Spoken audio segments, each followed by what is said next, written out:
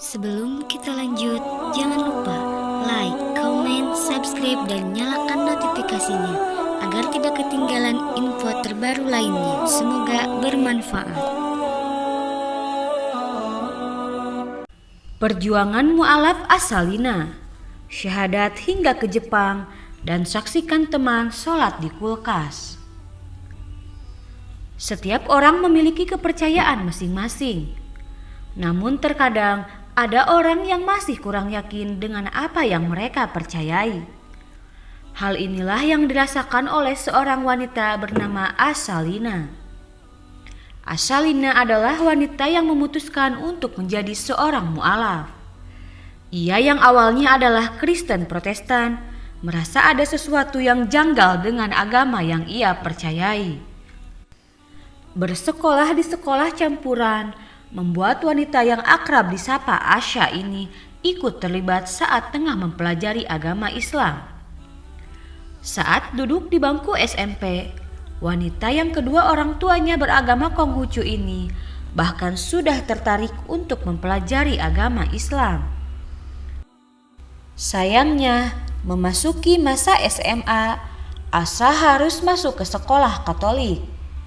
Saat itu, Asa kembali merasa jauh dengan pelajaran agama. SMA pindah ke Jakarta itu sekolah Katolik. Jadi enggak terlalu ngejalanin agama, kata Asa. Tak sampai di sana, perjalanan Asa untuk mengenal Islam pun harus terhenti setelah ia memutuskan untuk pindah ke Jepang melanjutkan pendidikannya. Sampai pada tahun 2015, datanglah seorang pendakwah, Dr. Zakir Naik ke Jepang. Aku kan dari 2013 di sana, sampai 2015 awal, saat itu di Jepang lagi datang Dr. Zakir Naik. Aku enggak datang sih, tapi aku streaming, ungkapnya. Pas ada dia jelasin di Kristen tuh gini loh. Ada yang janggal dari ini-ininya. Jadi aku kayak ke flashback kayak waktu aku zaman sekolah menengah pertama. Sambung wanita yang kini mantap berhijab dan mengenakan cadar ini. Setelah itu, Asa mulai mencari-cari informasi mengenai Islam lewat internet. Namun seorang teman menyarankannya untuk mencari guru agar Asa tidak terjerumus ke dalam berita hoax di internet. Mendengar saran dari temannya, Asa bingung karena di Jepang harus berguru kepada siapa. Meski memiliki teman yang beragama Islam, namun Asa masih memiliki banyak pertanyaan yang belum terjawab. Meski tertarik dengan Islam, ternyata Asa juga sempat merasa galau sebelum mengucap 2 kalimat syahadat. Dia bahkan sampai menemui pendeta. Sebelum mantap masuk Islam dan mengucap 2 kalimat syahadat, Asa sempat merasakan galau di hatinya. Ia merasa belum mempelajari Alkitab dengan benar dan teliti, sehingga tidak terlalu yakin untuk pindah agama. Untuk menjawab kegalauannya, Asa pergi ke sebuah gereja di Jepang yang ajarannya sejalan dengan gereja yang ada di kampungnya. Bahkan pendeta di sana menggunakan bahasa Indonesia. Tapi aku ada masa galaunya sih. Kayak bener gak ya tiba-tiba aku mau pelajarin agama Islam. Sedangkan aku belum baca secara detail Alkitabku kayak gimana, tutur Asa. Jadi aku mulailah cari gereja yang masih sejalan sama gereja aku yang di kampung. Ketemu dan pendeta gerejanya pun bisa bahasa Indonesia, sambungnya lagi. Asa yang masih galau pun melemparkan sang pendeta dengan banyak pertanyaan. Namun pada suatu ketika sang pendeta memotong pertanyaan Asa dan menyuruhnya untuk tidak usah bertanya lagi. Ngobrol-ngobrol tuh sama pendeta sampai akhirnya di-cut sama pendetanya. Gak usah tanya lagi, katanya begitu. Kalau tanya lebih banyak lagi, kamu itu sama aja enggak beriman, katanya gitu, imbuh Asa.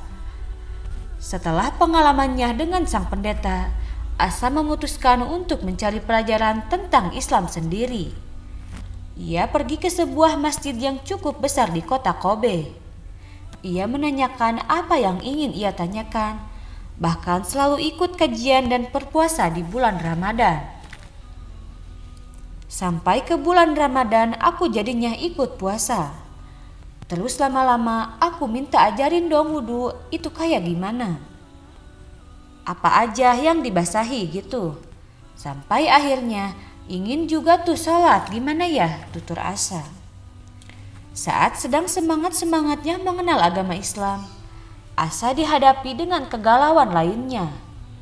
Ia galau karena takut mengetahui reaksi keluarga-keluarganya jika tahu ia ingin memeluk agama Islam. Bahkan Asa rela rajin ke mall agar bisa sholat dengan leluasa. Saat sudah nyaman dan semangat menjalani kehidupan bak orang beragama Islam, tiba-tiba Asa kembali dihadapi dengan kegalauan lainnya. Ia takut melihat reaksi keluarganya saat tahu ia ingin masuk Islam dan memakai kerudung. Nah, waktu bulan Ramadan tuh lagi semangat-semangatnya. Tapi tiba-tiba galau karena kepikiran aku rasanya udah nyaman dengan agama ini. Semua pertanyaan yang ingin aku tanyakan udah dijawab semuanya, katanya. Tapi gimana ya gitu, nanti keluarga aku kalau tahu aku masuk Islam. Aku tiba-tiba ingin pakai kerudung, tambahnya. Kemudian datang seorang teman blasteran Jepang Indonesia yang beragama Islam untuk menasihatinya. Ia mengatakan bahwa Asa memiliki keinginan yang kuat untuk belajar Islam. Namun sangat disayangkan jika tidak mengucapkan 2 kalimat syahadat. Jadi lagi galau-galau diomongin kayak gitu, antara pengen semangat tapi kayak udah aduh nanti keluargaku gimana, tuturnya. Akhirnya Asa memutuskan untuk mementingkan mengucap 2 kalimat syahadat daripada reaksi keluarganya. Asa mengaku sangat ikhlas jika memang harus dikeluarkan dari kartu keluarga. Ya udah deh, gak apa-apa deh, yang penting aku syahadat. Mau nanti aku dibuang, mau nanti aku dicoret dari kartu keluarga kah? Kayak yang udah deh, gak apa-apa, udah ikhlas, yang penting akunya masuk Islam, ungkap Asa. Setahun menjadi mu'alaf dan lulus kuliah, Asa memutuskan untuk pulang ke Indonesia. Awal-awal ia harus menyembunyikan identitasnya dari keluarga. Asa pun membuka kerudung dan membeli baju yang tidak terlalu panjang. Singkat cerita, Asa ternyata perlu pertolongan dari Mu'alaf Center untuk memberitahukan keadaannya dengan keluarga. Dengan bantuan seorang teman yang juga mu'alaf, orang tua dan keluarga Asa akhirnya menerima keputusan yang Asa ambil. Asa juga menceritakan beratnya pengalamannya selama menjadi mu'alaf di Jepang. Ia harus menjalankan puasa lebih panjang, dari pukul 3 pagi sampai jam 7 malam, dengan cuaca yang sangat panas, karena Ramadan biasanya bertepatan dengan musim panas. Untuk sahur pun, ia hanya bisa mengisi perut dengan sereal dan susu. Ia bahkan pernah menyaksikan seorang teman muslim yang rela sholat di dalam kulkas sebuah pabrik tempat menyimpan buah dan sayur demi tidak ketinggalan sholat. Dulu aku punya teman, kita di Jepang tuh kerjanya di pabrik. Semua bagian kotor. Mereka cuman kasih satu tempat bagian bersih, yaitu kulkas tempat menyimpan buah sama sayur. Dan itu tuh dingin banget katanya. Tapi teman aku tetap mau demi biar enggak ketinggalan sholat. Dia tetap mau sholat. Mau enggak mau, jadi sholatnya di kulkas, sambung Asa.